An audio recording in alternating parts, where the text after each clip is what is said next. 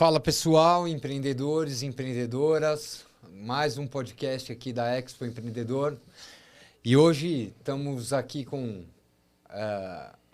Renato Ariede. Fala um pouquinho da carreira dele, Rafa. É isso aí, Rubens. Ele é, primeiro, advogado, especialista em compliance, né? Trabalhou muito no terceiro setor. Ele também é assessor parlamentar, trabalhou demais agora nessas eleições. Vai contar um pouquinho para a gente, dessa questão da advocacia, do direito, e a gente vai também conversar um pouquinho dessa questão política. Renato, um prazer recebê-lo aqui. Prazer todo meu, Rubens e Rafa. Muito obrigado pela oportunidade e também agradecer à Expo Empreendedor por abrir esse espaço aqui de diálogo e bate-papo. Imagina, prazer todo nosso, é muito legal. Muito legal sua palestra lá na Expo também, foi sensacional, todo mundo adorou. Que bom, a palestra lá foi bem direcionada ao critério de licitações, né? Sim, sim.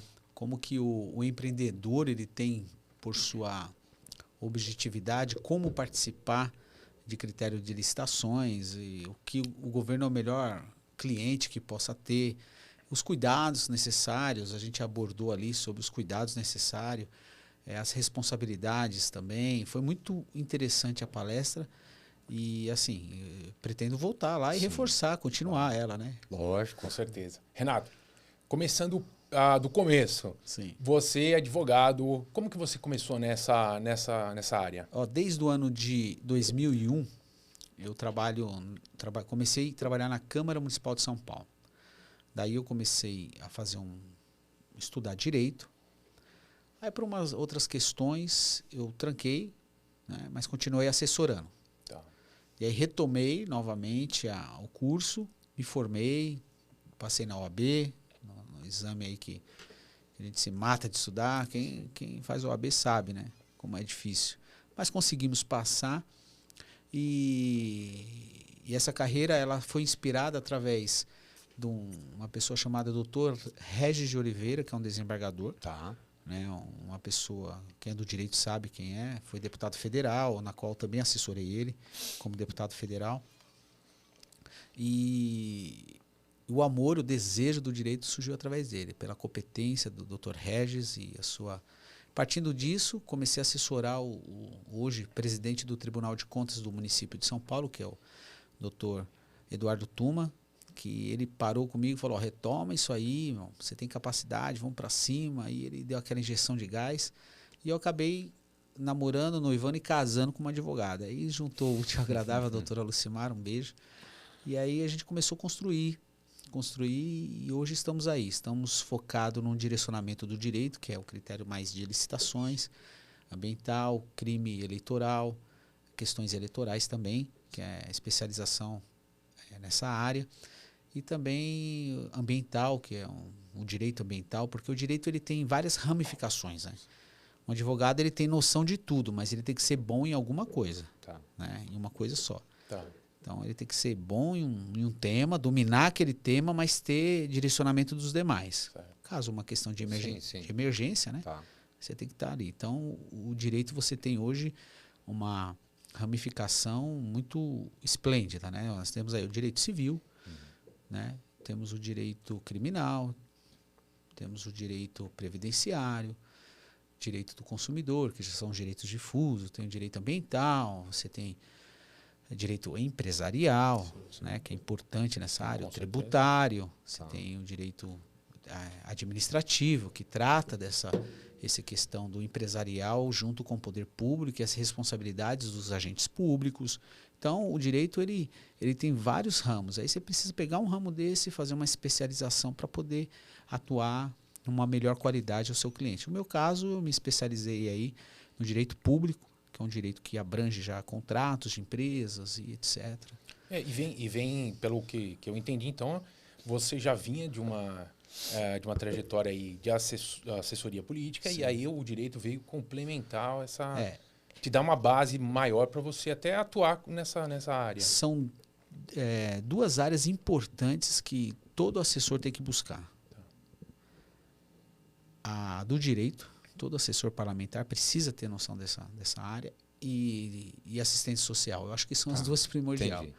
Porque a assistência social ela tem por objetivo de abranger a interlocução da necessidade de uma cidade, né, das pessoas, e você juntando isto com a lei, uma lei bem elaborada, ela vai trazer muitos benefícios em políticas públicas. Então, e assim, todo assessor teria que ter pelo menos uma especialização em direito público e uma especialização em assistente social. Acho que é muito interessante. E na palestra lá, focando um pouco mais sobre o empreendedorismo, você falou muito sobre as licitações, como é que se dá, como é que se faz, e como o empreendedor ainda ele não tem muito essa noção, o pequeno, o que está começando, então ele não tem muita essa conhecimento, né? Esse conhecimento, essa prática de fazer e outra, né? Fazer negócio com a prefeitura é um grande negócio. Não só com a prefeitura, né? Com as autarquias também. Sim. É assim, como funciona? Funciona da seguinte maneira. A negociação entre uma empresa jurídica e uma outra empresa jurídica, né? Vamos supor, nós temos lá uma construtora e um fornecedor de produto que é materiais de construção, uma distribuidora de materiais de construção. Ali é uma linguagem em duas pessoas jurídicas que não é do direito público, ou seja, todo o recurso é privado. Então, eles negociam da melhor forma livre que eles acharem melhor negociar. Certo. Caso tenha algum problema, procura a tutela jurisdicional que vai através do fórum, que eles nomeiam um contrato e vai discutir juridicamente. No direito, no fornecimento à autarquia ou ao governo, já muda um pouco. Existe uma lei que regulamenta o processo licitatório, que é a Lei 14.133, que é a Lei de Licitações. Era a 8.666, deixou de existir. Teve algumas receptividades da lei antiga para a lei nova, e a lei nova agora ela tem dá todas as diretrizes, que é a norma geral da licitação.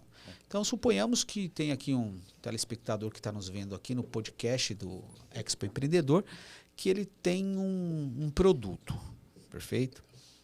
Ele tem um produto. Vamos aqui criar uma ideia. É uma distribuidora uma distribuidora de materiais de escritório. Okay. Vamos supor que ele tem lá o catálogo dele, folha de sulfite, lápis, ele tem tudo lá, o catálogo dele. Perfeito.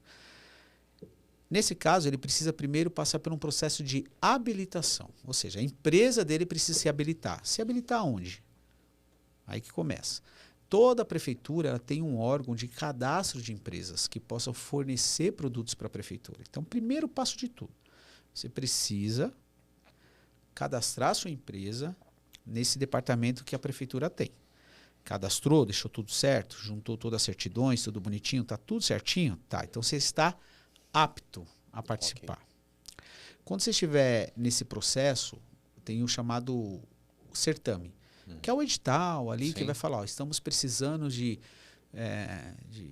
cartucho, um exemplo. Sim. Estamos precisando disso.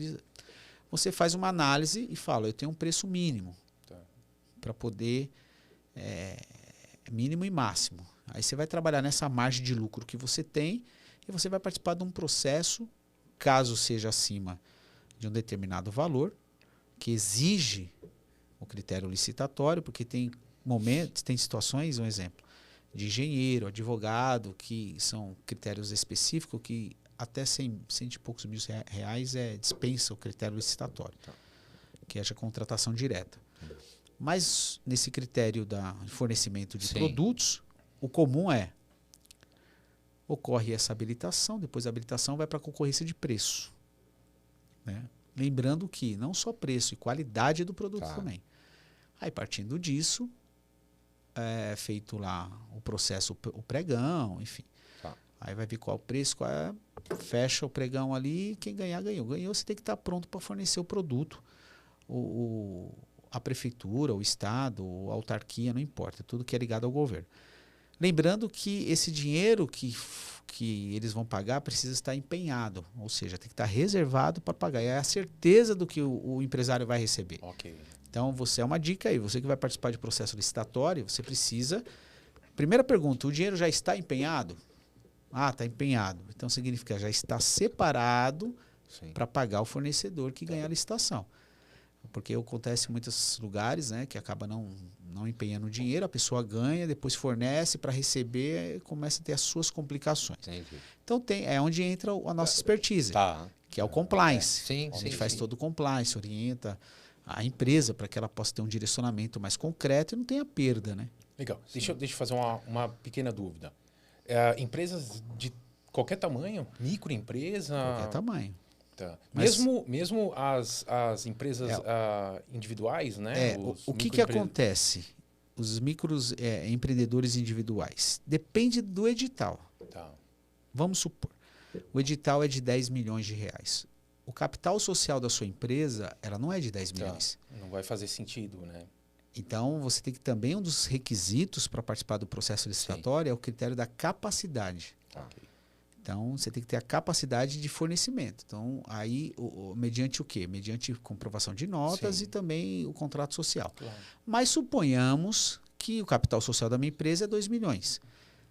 E aí, eu tenho mais um amigo que tem uma outra empresa que também é do mesmo ramo meu, de 2 milhões. O outro de 2 milhões. A gente monta-se um consórcio para atender a demanda da prefeitura. Olha só, você pode montar esse consórcio, assim, um grupo de empresas para poder fornecer. Tem todo o seu critério técnico, mediante o que a lei disponibiliza. Essa é uma dica muito importante que todo mundo...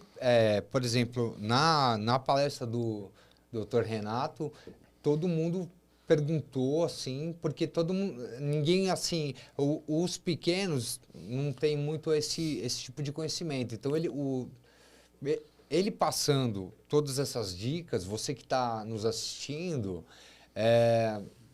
você está aí vendo o passo a passo, né? O passo a passo. Não é tão fácil, mas... Também não é difícil. Não é difícil. Não é nada complicado, né?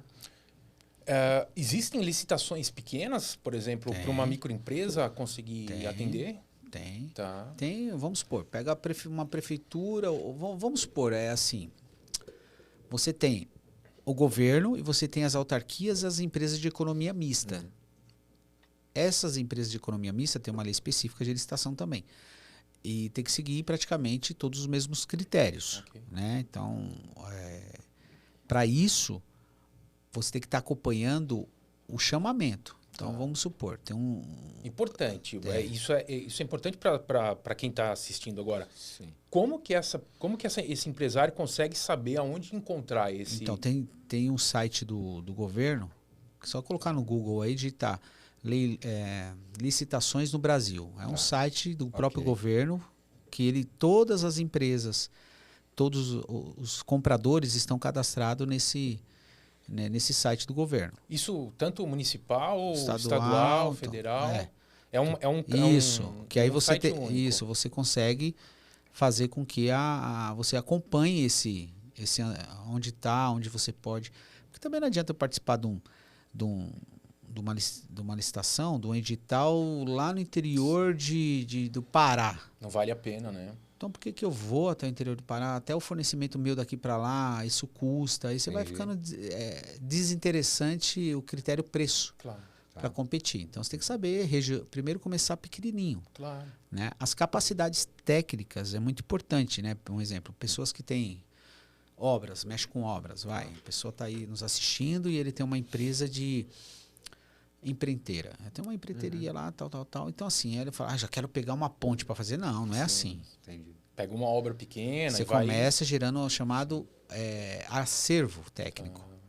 O seu acervo técnico vai te dando legitimidade cada vez mais subir num critério técnico. Caso você pegou uma obra grande, mas você não tem capacidade, você chama também um acervo de um outro engenheiro que soma aquela força e faz você chegar e atingir o objetivo. Não, é o que o doutor falou agora há pouco, que você vai tendo uma base, né? Vai tendo um histórico e aí vai cada vez mais ampliando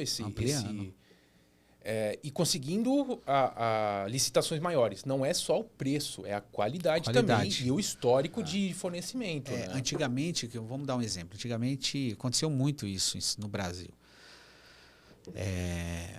As pessoas pegavam e falavam assim, uma prefeitura, vou colocar tablet na escola. Tá. Sua empresa está habilitada, seu capital social está ok, está tudo certinho, eu vou fornecer tablet para a prefeitura. O que acontecia? Ela não especificava tecnicamente que tipo de tablet. Tá. Então, Entendi, tablet é tablet. Sim. Aí o que acontece? Ganhou a empresa Y. A empresa Y fornecia o tablet. Só que memória baixa, qualidade baixa, touchscreen, qualidade ruim, péssima e tal, mas ganhou e forneceu, assumiu. Agora, por isso que o edital é muito importante para saber que tipo de qualidade a prefeitura ou o governo, né? No caso, o governo está pedindo. Tá. Você tem que se atentar. E se você tem capacidade de poder atender aquilo que ele está pedindo. Tá. Né? E também o próprio edital ele não pode ser fechado para exclusividade de uma empresa só. Porque acontece aquelas manobras, né? Vamos montar um edital com a cara de uma empresa só, que é essa empresa que tem um certificado X. Tá. Não pode, ela tem que ser de uma forma que traga uma legitimidade de concorrência, tem todos os seus critérios jurídicos que tem que ser respeitados. E esse é uma preocupação que, de forma do governo mesmo, das entidades públicas, está cada vez mais exigente, né? Eu ia falar difícil, mas exigente até para assegurar a qualidade, né, do fornecimento. Né? Exato. Eu vou dar um exemplo para você na época do Covid. Então, na época do Covid, a lei de licitação foi dispensada. Por quê? Porque tratou de um critério emergencial. Então, quando se fala de critério emergencial, há dispensa do critério licitatório. Né? Vamos dar um dos temas dos debates políticos aqui da cidade de São Paulo foi essa. Né? Poxa, mas o prefeito atual contratou empresas sem licitação, mas a lei permite contratar sem licitação, porque é critério emergencial. Sim. Suponhamos, vamos supor. Ó, vamos supor assim, você tem lá uma comunidade do Jardim São Luís, em São Paulo. Está desbarrancando lá e vai derrubar todas as casas e precisa criar um muro de arrime. O arrimo, não sei qual é o nome correto. É arrimo, né? É um nome. Pegou agora. Também não sou engenheiro. Coloca aí nos comentários. Eu não sou engenheiro, mas acho que é isso aí. É arrimo.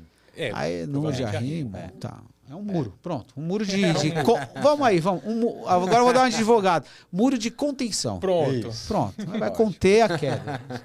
Então, esse número de contenção, ele não tem como passar em todo esse processo licitatório, porque até terminar caiu as casas, caiu tudo. Tá. Então, esses critérios emergenciais, a lei permite que assim aconteça. Então, o prefeito atual, que é o Ricardo Nunes, ele não cometeu nenhum ato antijurídico. Todo comprometimento dele nesse quesito está de acordo com a lei. Mas, na hora do debate, o cara fala, isso dá soa de uma forma que ele fez de premeditado. Não é. Sim. Você está numa cidade que é um país, digamos assim. Sim, então, tem critérios que não dispensa licitação para poder atender aquela demanda emergencial. No caso do Covid, o que aconteceu? Então, dispensou critério de preço sobre respiradores, tanto que São Paulo comprou e até hoje não chegou. Tá. Aí gera o comprometimento, que é onde a Polícia Federal entra e começa a fazer todo o inquérito e investigação para saber se não houve uma má-fé, né? Para que possa desse inquérito se tornar um processo criminal, e aí quem responde Muitas vezes não é o problema só do órgão do governo, é problema do fornecedor também, que faz todos os trâmites, mas chega na hora não entrega, né? Mas aí a lei resguarda alguns quesitos, né? Tá. Casos atípicos, né? Não tem como generalizar. Mas suponhamos que você fez um contrato com uma determinada prefeitura de fornecer um produto, esse produto você ganhou o certame, tudo certo, a prefeitura já está com o valor empenho, tudo certinho para te pagar e está aguardando chegar. Nesse critério, atrasou porque o navio passou o navio que vem da China travou no mar ali, aí demorou. Sim. O que aconteceu até na Grécia, eu acho que foi. Tá. Então, aí atrasou o mundo todo, né? O fornecimento até de matéria-prima no mundo todo. E aí demorou a chegar. Então são critérios justificativos, né? Critérios que você consegue provar, demonstrar, e ali num processo que a gente chama processo administrativo, não é um processo criminal ou civil ou reparação. Não, mas eu já passo a bola para você. Não, uma última dúvida nessa questão. Doutor, você trabalha dando consultoria para o governo e para as empresas, para as entidades governamentais, parlamentares ou municipais e para as empresas também? A gente tem essa incumbência de trazer as duas pontas, né? Tá. De trazer as duas pontas e fazer com que... Eu vou dar um exemplo. Tem uma empresa que eu peguei um cliente meu agora, forneceu estrutura de eventos para uma determinada prefeitura de São Paulo. Do estado de São Paulo, não da capital de São Paulo, do estado. Uma determinada prefeitura. Ele fez o evento, tudo certinho, etc. Tal, e a prefeitura não pagou. Tá. E aí é onde a gente entra. Por que não pagou? O dinheiro estava empenhado. Por que não foi pago? E aí a gente entra com toda a assessoria jurídica para poder fazer com que ele receba. Mas, por exemplo, para esse empresário, até como uma informação mesmo, a gente está dando uma informação importantíssima. Você empresário, tem o seu dia a dia, presta serviços, fornece produtos para outras empresas, mas quer também entrar nesse negócio de fornecer para o governo. Ele pode procurar o Dr. Renato para ajudar ele nesse processo? Isso, iniciar do zero. Ótimo. A gente dá o start do zero, dá toda a estrutura, né? Do início ao fim. E participar da próxima Expo Empreendedor que nós vamos estar falando lá. Com certeza, Nós vamos falar sobre tudo e levar até... essa aqui vai ser melhor porque a gente vai fazer uma demonstração real. Tá. Então a gente vai colocar o que é o site funcionando, como que é. É um negócio muito... Olha só, então assim, você já pode você tem dúvidas em relação a isso? Procura o Dr. Renato já. A gente vai colocar as redes sociais, mas já fala as suas redes sociais. renatoaried.adv renatoaried.adv. Tá. Você já adiciona ele lá, já tira todas essas dúvidas. Você pode contratar ele, pode fazer um bate-papo com ele, assim como a gente está fazendo aqui. E você já pode começar a ter pedido a participar de licitações. Claro, ele vai entender seu ramo, né? O seu ramo, de atividade. O que precisa ser feito, como ser feito. E aí você já está... A gente já está antecipando aqui que na próxima, na Expo Empreendedor 2025... A gente já vai estar com um stand lá, uma aula ao vivo. Não só uma aula, mas também uma... Colocando em prática, demonstração em prática. Então, você já se antecipe. Já adquire já a sua reserva aí, né? Já está disponível já ou não? Já está. Dia 25 e 26 de julho de 2025, no Expo Center Norte. Então, já está marcado presença. Você com seu stand lá, palestra... Vamos estar lá. Tudo interativo. Mas não deixa pro ano que vem. Você já pode entrar em contato com o doutor agora. Assim, tá assistindo a gente, já entra em contato com ele. A gente recebe... Não, inclusive, claro. quem toma conta disso é nossa sócia, minha esposa também. A Jéssica já está... ela que coordena toda a parte de vendas, de marketing, todo o time de marketing. Então, ela já está vendendo tudo isso, o nosso time de marketing já está estrategiando e a procura está sendo ótima, né? Porque foi uma edição muito, muito privilegiada. E aproveitando também, você falou da sua esposa que trabalha, mandar um abraço para a doutora Lucimara também, esposa. Ele mandou, mas faltou o nosso. E também convidá-la para participar também de um bate-papo aqui com a gente no podcast. Ela com certeza vai estar lá junto com você novamente. Ela trouxe um tema interessante, o compliance trabalhista no cenário empresarial. Nossa, muito bom. Muito bom. E a gente recebeu o vereador Gilberto Nascimento num podcast anterior. Conta pra gente, você tem um contato muito forte com ele, né? Sim, o Gilberto, eu conheço ele, deixa eu ver, Uns 35 anos. Tá. Pouco, né? É. 35 anos. Nossa, foi um bate-papo sensacional também. Ele contou algumas peculiaridades, o gosto dele por tênis, algumas coisas que fogem até da política. E é justamente esse o nosso objetivo aqui, conhecer a pessoa por trás, muitas vezes, do personagem. Sim. Claro que ele não é um personagem, mas assim, muitas vezes as pessoas conhecem o vereador, o advogado, mas não conhecem a pessoa também, Sim. né? Então, assim, muitas vezes a gente consegue extrair assim, a essência das pessoas, né? Sim. E essa sua amizade, né, com ele, como começou? Você... Na realidade, o pai dele é uma pessoa que vale a pena trazê-lo aqui. Tá. Ele é secretário da mesa do Congresso Nacional, Tá. Deputado federal Gilberto Nascimento. É uma pessoa que é uma sumidade. Então ele sempre foi um dos primeiros políticos da nossa cidade, do nosso estado também, né? E agora em Brasília.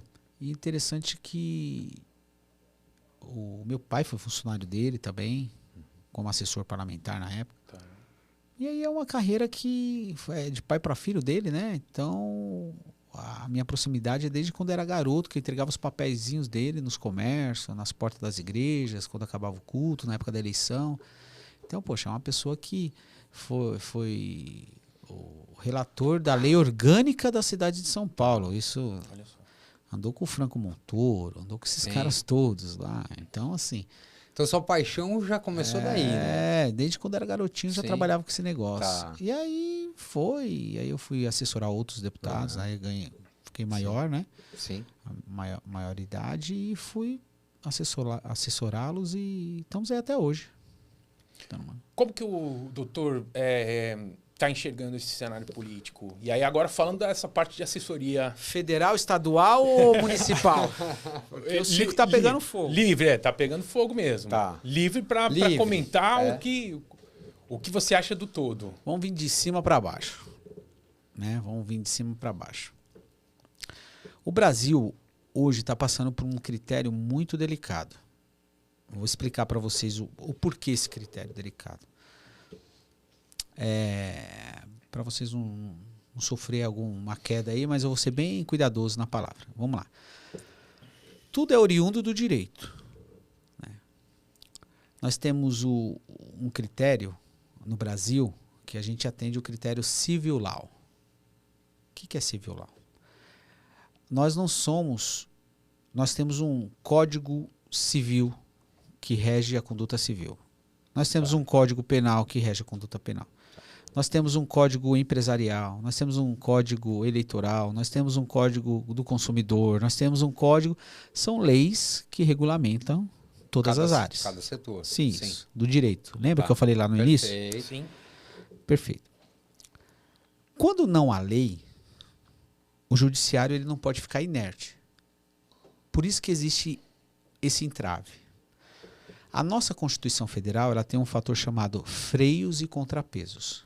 Nós somos 3 poderes: legislativo, executivo e judiciário.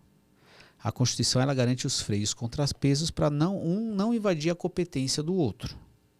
Perfeito? Então vamos lá. O legislador faz a lei. O poder executivo executa, né, a lei. Então eu vou executar. E nós temos o judiciário para garantir a aplicação da lei. Tá. Quando o judiciário ele vai lá nesse código e não acha, ele precisa dar uma resposta para a sociedade. Sim. Definir o caso. É onde uma decisão de um determinado juiz acaba substituindo uma lei que não existe. Porque ele precisa resolver o problema. Sim. Ele não pode ficar inerte. Porque também se não tem lei, não tem crime. Mas, de Exato. qualquer modo, Ele precisa. pode estar ocorrendo um crime, né? Exato. Vamos dar um exemplo. O que foi discutido agora recentemente no âmbito empresarial. Né? Vamos pegar um exemplo aqui. Eu estava na mente aqui agora, mas eu vou retomar esse exemplo. Mas suponhamos que uma situação corriqueira, essa situação, você como detentor do direito procura o judiciário e fala, juiz, Justiça, quero reparar isso aqui, é meu direito. Sim.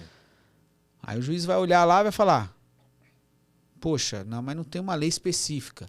Ele vai dar o entendimento dele. Esse entendimento se torna uma jurisprudência para casos semelhantes serem aplicados. Então, essa jurisprudência. Partindo disso, o que está acontecendo no cenário brasileiro? O Congresso Nacional ele fica omisso em algumas situações e o Judiciário precisa dar um parecer. E ele dá esse parecer. É onde fica todo esse embate, dizendo assim, mas o STF está legislando. Não é, porque não tem a lei específica. E muitas vezes, quando é feito a lei, passa pelo Congresso, as duas casas, segue todo o rito de aprovação. Aí quando vai alguém, algum partido político, algum sindicato, entra com uma ação específica e essa ação específica vai ter que ser julgada. E muitas vezes o judiciário fala que aquela lei aprovada é inconstitucional, substituindo todo o processo legislativo, que é errado. Né? Então, a lei ela foi aprovada, ela passou por comissões, ela passou pela CCJ, que é uma comissão principal. Né? Por isso que eles se matam lá se matam no Congresso, porque é presidência e quem vai ser o presidente do CCJ, que são as duas coisas mais importantes da casa. Não, e ainda, se me permite, se há uma emenda constitucional, ainda tem que ter a anuência do presidente. Não, pode, sim. né? Aí toda a lei ela vai para a sanção do presidente. Não é só as emendas constitucionais, não, qualquer lei. Qualquer lei. Vai para a sanção presidencial. Okay. Quando vai para a sanção presidencial, ela pode ser surgir o seu efeito de aplicação ou ela pode ser ignorada pelo presidente. Volta para a casa vetada, no caso, volta para a Casa Legislativa e o Congresso, no caso de uma lei federal, no caso de uma lei estadual, a Assembleia Legislativa, e no caso de uma lei municipal, a Câmara dos Vereadores. Eles podem derrubar o veto do Executivo. Então eles derrubam, falam, você votou contra, Então votou para nós aqui, vamos derrubar o veto dele. E aí a lei torna a ter efeito.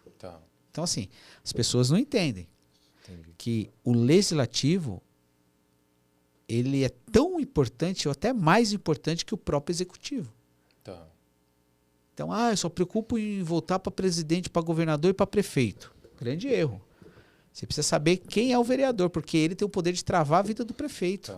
O deputado estadual travar a vida do governador e o presidente do Congresso Nacional travar a vida do presidente. Então, é muito mais importante você escolher um legislador, muitas vezes, do que é o que está acontecendo na cidade de São Paulo. Não, e o doutor estava falando, ela passa por diversas comissões, ela vai para a sanção do presidente ou não, e ainda o legislativo ainda pode derrubar essa lei derrubar o veto. O veto e aplicar a lei. Mas ele também pode fazer ao contrário? Ele pode derrubar a lei e achar inconstitucional, que nem o doutor estava falando. Não, a lei ela tem, assim... A lei ela nasce da seguinte maneira, ela nasce dentro do legislativo ou ela pode ser enviada pelo executivo. Quando ela é enviada pelo executivo, o legislativo tem poder de derrubar.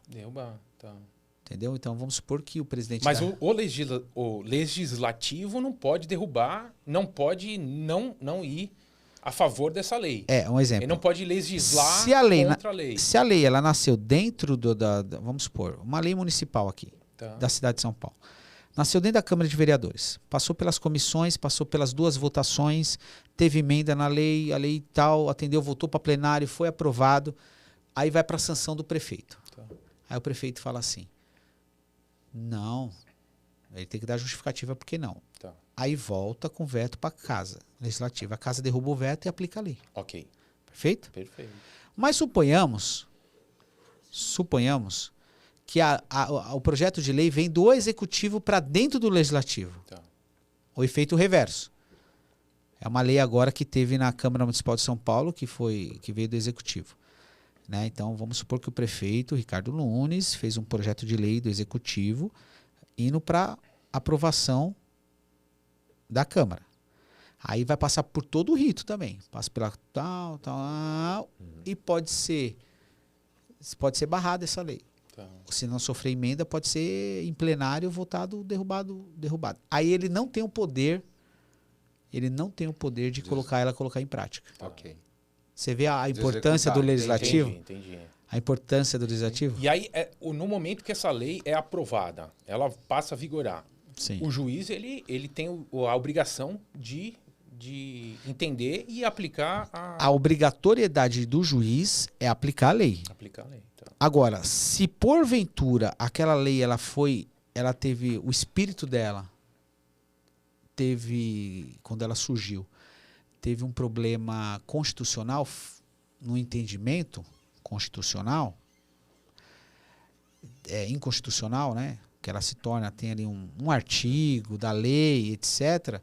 Aí qualquer categoria, qualquer partido político, qualquer instituição que esteja apta para entrar com uma ação específica, né, para poder demonstrar a constitucionalidade ou inconstitucionalidade da lei, para que ela possa ser vetado aquele artigo ou a lei por toda. E aí vai para plenário.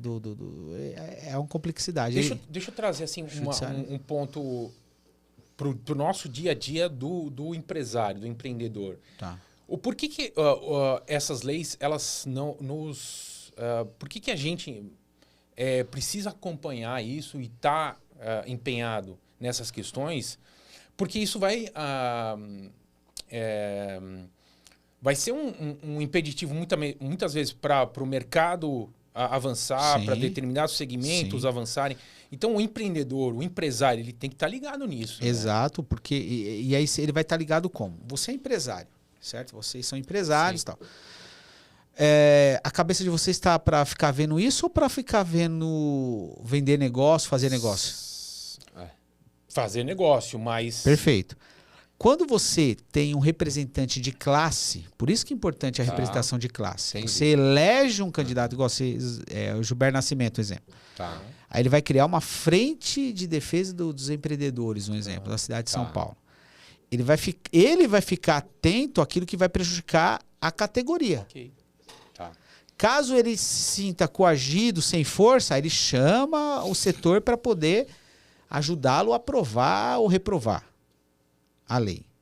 Então, por isso que é importante você eleger um representante da sua categoria, que entende o mundo, né? Então, você tem aí o pessoal da assistência social, ele elege o pessoal da assistência social. Você tem o pessoal do enfermeiro, o pessoal da advocacia, você tem o pessoal da corretagem, você tem o pessoal do empreendedor, da beleza. Então, a Câmara ela é multiforme, ela tem o legislativo, digamos assim, ela tem todos os seus representantes. Que aí um vai defender a sua... Isso que é bonito da democracia. Cada um defende a sua área ali para chegar no bem comum e todos serem atendidos. Então, a importância hoje de ter essas pessoas, você que é empresário, você que está nos assistindo, começar, de repente você tem essa vocação política, né? Porque de repente a pessoa não tem vocação política, né? Tem vontade, mas não tem vocação. Mas se você é empresário e também tem vocação política, é importante você entrar nesse cenário contextualizado. Sim. Vou dar um exemplo agora. Recentemente, o fenômeno que a gente pode... Né, o fenômeno, que aí é o Pablo, né, que aconteceu, ninguém esperava. Sim. Né, um cara que chegou, pegou um partido nanico, sem representatividade, horário de televisão, e fez uma representatividade. Querendo ou não, ele conseguiu atingir um público dele, um nicho do eleitorado para ele. Claro. Né?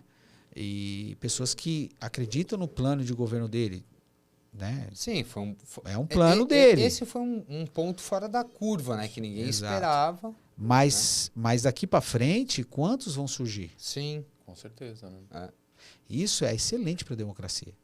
Tá. Porque torna o processo político mais competitivo e faz também o cara que ganhou, de repente, absorver, fazer o critério da receptividade da ideia. Tá. Então você tem uma ideia, ganhou, você pega o que é bom dele e também traz para você.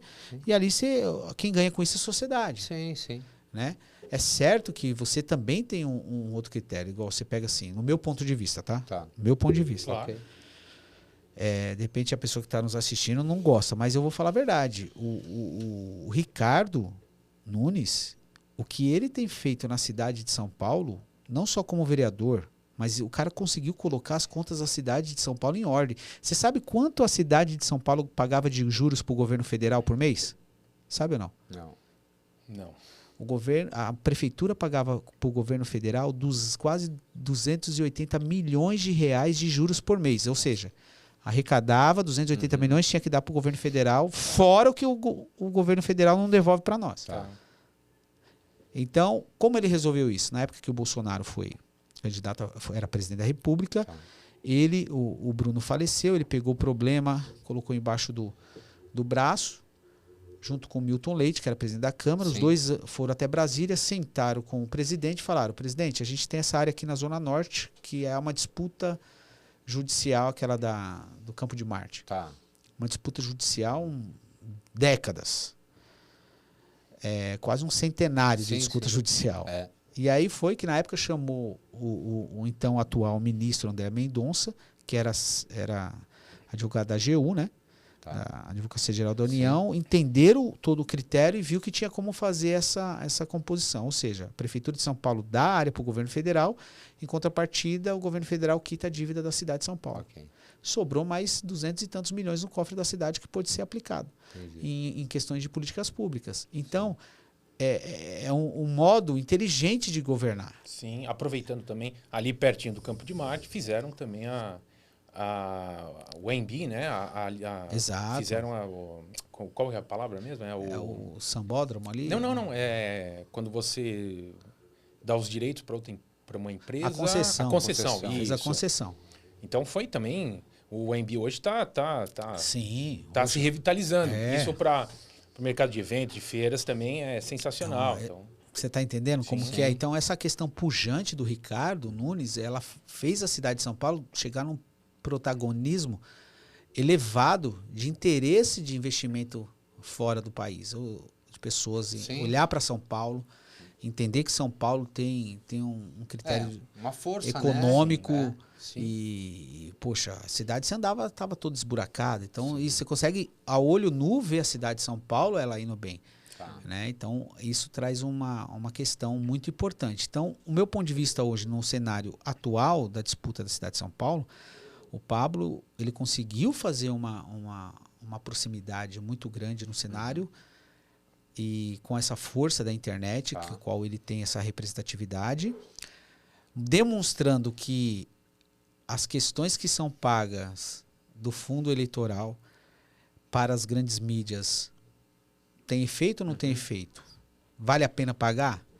É uma questão que também o sistema eleitoral vai ter que se reorganizar nisso, né?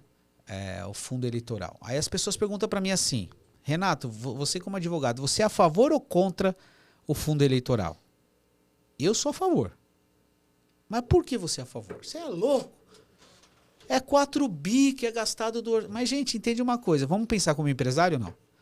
Vamos não? Sim. Obviamente. É 4 bi que volta para a economia do país. Sim. Então. Sai, mas volta.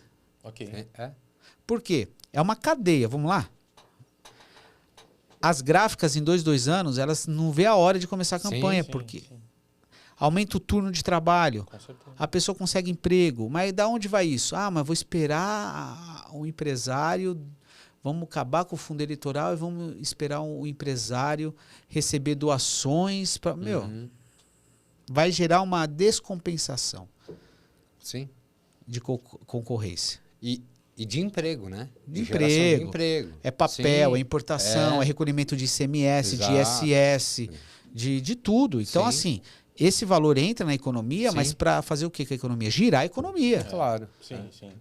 Não, e também a questão, por exemplo, eu posso ser um empresário ultra mega rico, bilionário, trilhardário, e eu vou lá, invisto o que eu tenho na minha campanha e... Exato. E sou eleito. É quase que uma eu estou comprando. Isso, você compra o seu...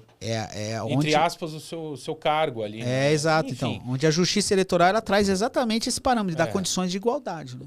O importante é que seja discutido essas questões, porque muitas vezes as pessoas falam, poxa, isso eu não me meto com política.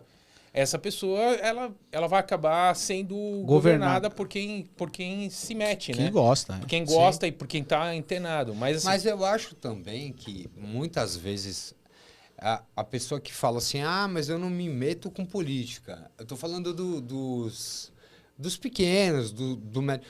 O cara não tem muito tempo. Por isso que aí o doutor falou assim, não, tem que eleger alguém para a classe. Porque hoje o empresário, ele não tem tempo de comer. Não tem tempo nem para passear com o filho.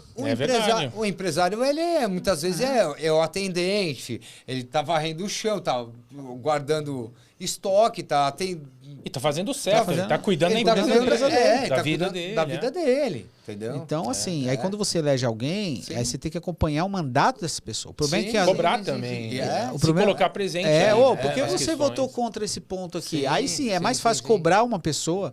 Porque a pessoa se retrair e ficar reclamando, é tudo a mesma coisa, é tudo não sei o quê.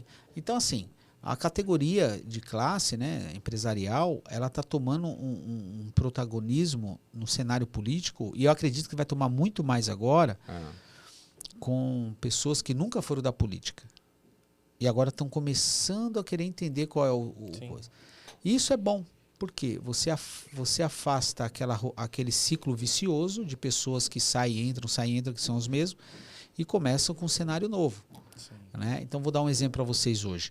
Hoje, a Câmara de São Paulo ela renovou uma boa parte das suas cadeiras de legisladores. Né? Então, isso é importante. Por quê? Porque está demonstrando o seguinte, quem está chegando, trabalha. Porque senão não vai continuar. E esse espírito de competitividade política vai exigir mais do candidato, do eleito, com que ele corra e defenda a sua categoria e demonstre agora a sua força. Né? E ressaltando novamente, repetindo as palavras do doutor, isso não quer dizer que você seja de direita, esquerda, centro, não. De cima, de baixo, de qualquer lado. O que o doutor está colocando aqui, e até o que a gente está discutindo, é que precisa ser discutido. Vão ter mais dúvidas, mais perguntas do que respostas. Sem Mas dúvida. isso é importante que isso é natural. Tenha uma pequena presença na nossa vida, né, em geral. E que a gente faça alguns movimentos para que isso se torne cada vez mais natural, né? Porque senão, se a gente não se preocupar com as questões políticas, empresariais, seja você um empresário, seja você um colaborador de uma empresa, a gente precisa dialogar. Obviamente, a gente não está colocando nenhum ponto de violência nem nada. O diálogo, né? Que é importante, né? Esse que é o papel da política, dialogar Você e colocou fazer com... num tema muito importante, essa polaridade que existe no cenário atual, nesse critério eleitoral contemporâneo aí, ela traz uma separação. Né? Então, assim, a ideologia política, se ela não é bem colocada, é mal interpretada. Sim. Essa mal interpretação, ela distancia pessoas. Sim. Vou dar um exemplo. De repente, eu e você não concordamos que isso aqui seja azul. Ok. Mas eu aceito que seja azul. Eu não concordo, mas acabo aceitando. Por várias situações e circunstâncias que você vai provar para mim que é bom ser azul. Claro. Então, esse critério todo, que essa polarização não deixa chegar nesse denominador comum. Então, a polarização extrema esquerda e a extrema direita não é bom para o país. Não é bom para ninguém. Não é bom para ninguém. Então, pai que não fala com o filho, porque o pai era da extrema esquerda, o filho é da extrema direita. Isso trouxe um afastamento de pessoas entre patrão e funcionário e tal. Então, assim, as pessoas baixarem as guardas, sentar e analisar da seguinte maneira. O que é bom? O bom é o centro. Bom é o centro. Porque aqui no centro aproxima tanto um quanto o outro, sentam à mesa e discute a ideia. Sim. É o que aconteceu e o Ricardo, aqui na cidade de São Paulo, conseguiu fazer. Ou seja, mas ele tem vários partidos políticos. A lei determina que tenha, vai fazer o quê? Você vai falar, não quero seu apoio? É a lei que determina. É como uma empresa, eu tenho vários parceiros também que fazem, que você tem fornecedores. Então, exato. É como a vida, né? Certo que você vai atender um ali, um pouquinho para um ali, outro ali você não vai querer que o preço dele tá um pouco fora, o cara vai ficar com raiva de você porque você não pegou ele. Não, calma aí, gente, é o mercado. Então, se a lei legitima o Ricardo a trazer todos os partidos, eu consegui enxergar uma coisa muito importante. Ele conseguiu colocar no mesmo palanque Bolsonaro e Michele, Tá. e do outro lado conseguiu colocar também o Michel Temer. Ok. Você vê que situação? Então é um cara que tem condições de conversar e fazer a interlocução com todos os demais áreas. Agora, suponhamos que de repente o cara só, não, sou só esse lado aqui. Você vai governar como? Brigando, batendo boca, Sim, jogando sim, cadeira. Não é assim, política não se faz isso assim. Política é o seguinte, é você chegar como executivo, sentar, olhar, poder da caneta na mão, falar, agora eu vou precisar conversar com o Rubens. Sim. Mesmo que as ideias, mesmo que ele não me suporta. Ok. Mas eu tenho que sentar, Rubens, como você está, por o bem da cidade é isso. Eu penso nisso. Rafael, você também não está de acordo com o meu pensamento, mas vamos achar um ponto. Aí você fala, não, melhor isso aqui que aí eu voto a favor. Aí você fala, então me atende a isso aqui para minha categoria. Aí monta-se um texto, tudo, e a coisa vai à cidade. Então, é importante esse diálogo. Basicamente, por exemplo, quando a gente vai fazer a feira, por exemplo, como você viu lá, então tem a mega empresa, tem o banco gigante lá, mas tem o cara que está começando ali, Exato. tem o cara que está fazendo artesanato, Sim, entendeu? Então você tem que atender todas essas pessoas, entendeu? Tanto para alavancar, né? Exato. Tanto para, obviamente, aí eu não vou ser hipócrita aqui, que a gente trabalha... Pagar as contas. Tem que pagar. Pro lucro, claro. Claro. É uma empresa. É uma empresa. Precisa ter. Exato. Preciso ter. Mas eu também preciso dar oportunidades para quem está começando, para gerar emprego, para fazer... E aproveitando esse ponto, Sim. 2024, a Expo Empreendedora, e aí colocando, né, só tomando um pouquinho aqui o tempo, nós fomos chancelados pela ONU como... e aí, dentro de um padrão de trabalho decente e desenvolvimento do empreendedorismo, né? Isso para a gente é um fato que aconteceu que deixou a gente com muito orgulho. Sim. E também colocar aqui um ponto, um convite, um ponto que a gente está tentando, vamos tentar fazer acontecer, conversar com os candidatos. Sim. Já foi feito o convite.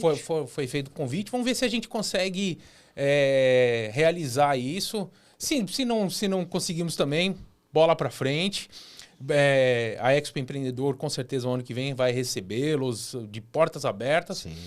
Mas, doutor Renato, eu acho que assim, é um assunto que a gente poderia ficar aqui o dia inteiro, ou a semana inteira. Eu vejo que você tem uma paixão, né, por esse assunto. Sim. É importante que rege a nossa vida, né? E você trabalha com isso e, assim, acho que durante o jantar, esse assunto também acontece lá na sua casa com a doutora. Não, eu e a Lu, a gente duas situações. Eu e a Lu, a gente acorda, toma o café da manhã, já começa a ver os e-mails, as demandas jurídicas, responder cliente, e cuidar do hotelzinho, que é o nosso Yorkshire. E aí a gente fala de política, porque os projetos de lei vêm todos para ela, porque ela também assessora na Câmara de Vereadores, ela analisa todos os projetos de lei do Executivo, pontua, separa o que é bom, aquilo que vai prejudicar, aquilo que ela entende. E assim vai. É assim, a nossa vida é assim. É resumida no direito e tal, e na igreja também, né? Nós somos líderes também de uma determinada instituição religiosa, na qual nós temos um projeto muito com jovens. Ela tem um projeto chamado Mais Eras. Depois ela fala sobre isso. Eu sou presidente de uma juventude também, a qual a gente direciona, e estamos colocando na mente dessa juventude o poder de empreender também. Sim. Que é importante. Sim. Essa juventude atual, ela precisa começar a enxergar que eles pode fazer uma renda extra, que eles podem pensar no futuro, que eles podem, né, fazer. A minha esposa estava compartilhando uma ideia comigo, um ato que aconteceu essa semana, que a Thaís Giraldelli, ela estava dando um curso lá no Grajaú, numa comunidade gratuitamente. Um Sim, trabalho sim, bonito sim. que ela faz. É. E a Lu foi acompanhar. E uma menina chorava de forma compulsiva, né? Porque ela conseguiu aprender uma renda para poder ajudar a família. Ok. Você vê como que Sim, o sim. empreendedorismo muda vidas? Muda. E vocês estão de parabéns, vocês que têm carregado essa bandeira, vocês que têm tomado a frente aqui na cidade de São Paulo e no Brasil também, com essa. Que vem gente de todo o Brasil para essa feira. Sim. Vocês estão de parabéns de abraçar essa causa. Sim. Porque vocês são verdadeiros pessoas que corroboram para mudar a história de vidas. Inclusive a Thaís, ela foi até assim, ela falou elo assim, de ligação, né? né? Foi um elo, porque ela simplesmente me ligou, ou ligou para minha esposa, e falou, ai, puxa, deixa eu ir lá, deixa eu fazer algumas entrevistas. Falei, claro, obviamente, a gente gosta muito do trabalho social dela, do marido dela, que também eles andam juntos. Basicamente, é igual a gente, né? Família, valores familiares. A gente, por exemplo, eu, o Rafa, né, que é meu irmão e sócio, a gente nunca trabalhou separado, e minha esposa. Então, é um triângulo. E eu acho isso perfeito. Porque, por exemplo, se sai ok, um cobre o outro, né? Fica uma gangorra. Se sair, eu acho que claro, obviamente que você tem, mas, por exemplo, fica uma gangorra. Fica um balanceando o outro. Um balanceando o outro. Cobrindo o outro. Né? Ajudando, agora, né? imagina se fosse, se eu não tivesse, por exemplo, se eu não tivesse ele ou se eu não tivesse a Jéssica, por exemplo, né? Como é que se daria tudo isso, né? Mas a vida acaba te colocando. Conforme você vai empreendendo, vai se arriscando, você vai tomando o seu lugar no mundo e você vai atraindo pessoas cada vez melhores. Como você falou da Thaís, um abraço para ela. É uma empresária sensacional. A gente está esperando você aqui. Com certeza. Doutor Renato, o que faltou a gente comentar para a gente encerrar? Porque a gente poderia realmente ficar... Não, já passou aqui, mais de uma hora e pouco. Você vê que passa rápido, conversa boa. Boa. O que eu quero só dizer a vocês que a cidade de São Paulo é uma cidade promissora. Tem muitos ajustes a serem feitos na nossa cidade. Muitos. Não é pouco, é muito. Porque é uma cidade que as pessoas não entendem, mas ela recepciona diariamente imigrantes de todos os locais, até do exterior, vem para São Paulo. Então, quando a pessoa começa a reclamar da cidade de São Paulo, ela não consegue visualizar e só os benefícios, mas o concorrente eleitoral ele começa a querer só achar pontos negativos, e a cidade não é isso. Sim. Né? Vamos supor, hoje, você já parou para pensar quantas pessoas moram na cidade de São Paulo, construíram as suas vidas na cidade de São Paulo, se utilizam de todas as políticas públicas da cidade de São Paulo e não votam em São Paulo. Sim. Nem sequer transferir o título para São Paulo. Exatamente. Você está entendendo? Então, São Paulo, eu considero a cidade de São Paulo um país que você tem um problema, vamos supor, no interior do Pará. Alguém tem um familiar aqui que liga, eu preciso passar num médico aí. Exato. Viaja 3, 4 dias dentro do ônibus, vem para cá, vai para casa da tia, do amigo e vai passar no sistema público de saúde da cidade de São Paulo. Tá certo que o direito à saúde é de todos, independente. Mas assim, porque a questão precária nesses outros estados são tamanha que eles vêm em São Paulo e aí congestiona o sistema nosso. Exato. Então não é porque é uma má gestão pública. São os desafios desafios de uma gestão. Uma cidade muito grande que tem que recepciona todos, que tem recurso. Então, é isso aí. Agora, cabe a nós, como cidadão, analisar a melhor proposta, analisar a melhor capacidade e entender que time que ganha não se mexe. É isso aí. Doutor Renato, foi um grande prazer. Como o doutor falou, conversa boa, a gente vai longe, né? Bom, a gente está gravando mais uma vez aqui no Estúdio Voz. Se você quer gravar também, o que fazemos aqui, novamente, a gente tenta extrair um pouquinho do empreendedor, de temas diferentes e também da pessoa, né? Se você quer aprender a fazer um podcast, a gente está aprendendo e executando ao mesmo tempo, podcast.com.br, Estúdio Voz é o parceiro sensacional para vocês. Fenomenal. Doutor Renato, mais uma vez um grande abraço. Muito obrigado pela... Eu que agradeço. Obrigado. Até antes da feira vai vir de novo para a gente tirar outras dúvidas, passando o segundo turno aí da eleição, que eu sei que você vai trabalhar muito agora, né? E é isso aí, pessoal. Doutor Renato Ariede. Isso. Até a próxima. Obrigado, gente. Até mais.